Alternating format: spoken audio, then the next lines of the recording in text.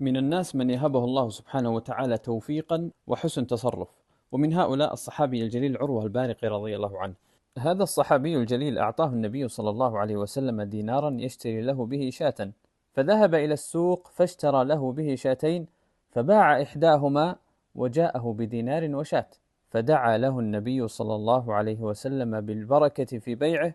فكان من بركة دعاء النبي عليه الصلاة والسلام أنه لو اشترى التراب لربح فيه. طيب هنا سؤال: ماذا لو كان معك مبلغ من المال لأخيك أو لصديقك، ثم وجدت سلعة يتمناها هذا الأخ أو هذا الصديق ووجدتها بسعر مناسب،